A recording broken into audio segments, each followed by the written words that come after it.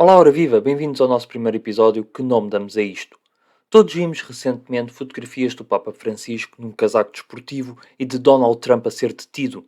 Essas fotografias tornaram-se virais e muitas pessoas acharam que eram verdadeiras, mas, adivinhem, não eram. E não estamos a falar de uma criação do bom e velho Photoshop, mas sim de fotografias geradas por inteligência artificial.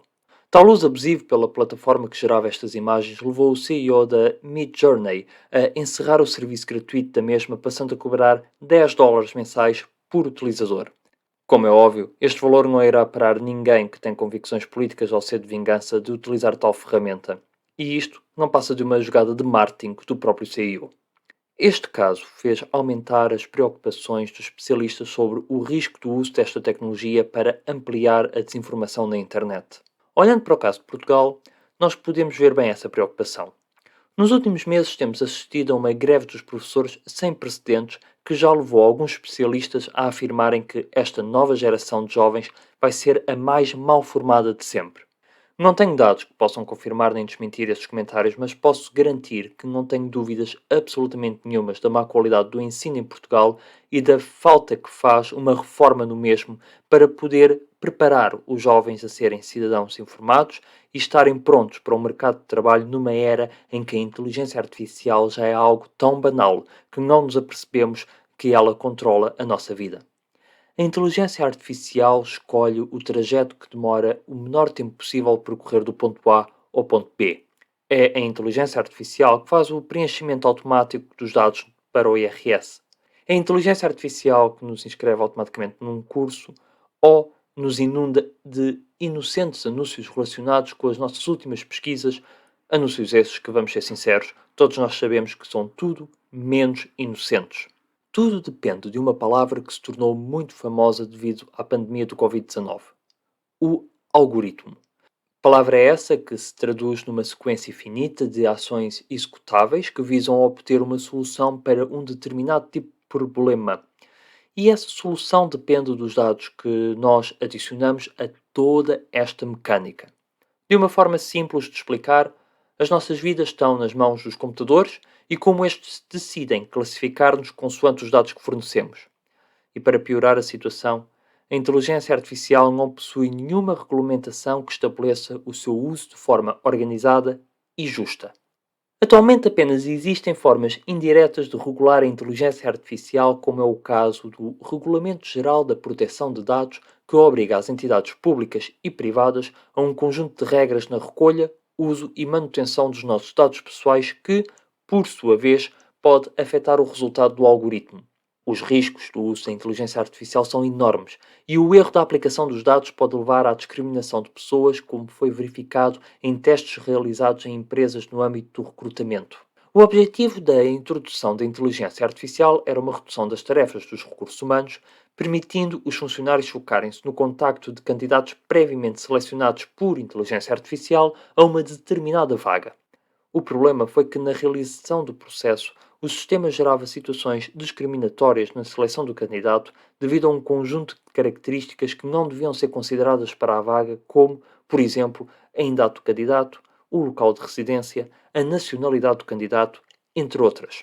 Igualmente grave foram testes realizados nos Estados Unidos da América, onde se pretendia utilizar inteligência artificial para ajudar os tribunais a realizarem estudos sobre a probabilidade de uma determinada pessoa reincidir num determinado crime. O problema é que o algoritmo usado indicava que a reincidência de uma pessoa era maior por questões raciais e/ou de etnia e não pelo seu registro criminal. As empresas que criam estas ferramentas alegam que o sistema não é criado para gerar uma segregação na sociedade nem para ir contra os direitos base dos cidadãos. Porém, a evolução do tal algoritmo, com a quantidade de dados introduzidos ao longo dos anos, acaba por gerar resultados, digamos, indesejados. Um desses resultados indesejados ocorreu em fevereiro de 2021 em São Francisco, Estados Unidos da América. Mark verificou que o pênis do seu filho, ainda menor de idade, parecia inchado e estava a incomodar a criança. Preocupado e em plena pandemia, contactou o centro de saúde e marcou uma consulta online com o médico.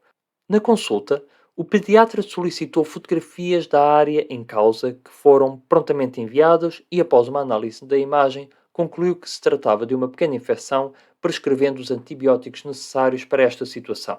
Porém, os serviços de inteligência artificial da Google considerou a imagem como pornografia infantil e bloqueou todo o acesso de Mark às suas contas Google. Citando o jornal The New York Times, ele, Mark, preencheu um formulário solicitando a decisão da revisão da Google explicando a infecção do filho. Ao mesmo tempo, descobriu o efeito dominó da rejeição do Google.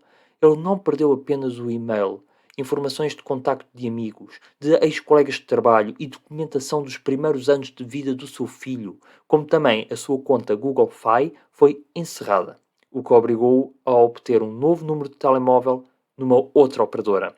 Sem acesso ao seu antigo número de telefone e endereço de e-mail, ele não conseguiu os códigos de segurança necessários para acessar a outras contas na internet, impedindo-o de grande parte da sua vida digital. Fim de citação.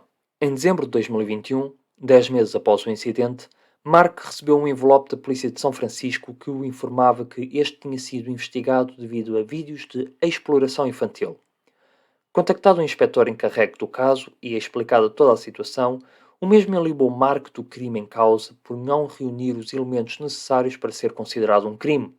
Contudo, o relatório da polícia não serviu para a Google, que eliminou definitivamente todas as contas e respectivos dados que Mark tinha sido privado. Estes casos despertaram alertas nos decisores políticos e, neste momento, há membros do Parlamento Europeu a trabalharem numa regulamentação do uso da inteligência artificial, tendo por base o cuidado com a utilização e construção de algoritmos, bem como a necessidade de fiscalizar as empresas que usam e produzem estes dados. Seja como for, a maioria das pessoas não têm a noção que estão a dar os seus dados pessoais e a contribuir para estas super máquinas decisoras do nosso futuro. A educação cívica que é dada nas escolas, isto quando os professores se dão ao trabalho de cumprir o seu dever de formar os alunos e não de serem meros babysitters de adolescentes ou simplesmente estarem em greve, não deveria servir para neutralizar o género das pessoas, mas sim para formar as futuras gerações de cidadãos a estarem preparadas para um futuro muito, muito diferente da atualidade em que vivemos, onde plataformas como o ChatGPT já têm a capacidade de realizar textos completos. Porém, no que toca à inteligência artificial, o mais longe que Portugal chegou foi aqui. O que apetece, eu digo-vos o que é que me apetece. Beijar. Eu tenho a fama de beijoqueiro. Mas é verdade, sou beijoqueiro. E faz-me falta beijar. De manhã, à tarde, à noite. E no outro dia aconteceu uma cena incrível, que ainda bem que não foi apanhada pela televisão, senão era o fim do mundo. Quando pude beijar de língua, até que enfim, duro. O Presidente da República tem que dar o exemplo, não é? Portanto, aconteceu. A coisa mais importante da vida é beijar, como de língua, de pé, pernas para o ar, toda a natureza, dando carinho uns aos outros. O que parece, noutras ocasiões pequeno, passa a ser enorme. Enorme. Duro. Vocês tiveram a mais importante aula da vossa vida. Beijar. Não se esqueçam disso. É caso para dizer que não mudamos a isto. Envie-nos a sua opinião para que não mudamos a isto@gmail.com e não perca os nossos próximos episódios todas as quartas-feiras. Tenha uma boa semana.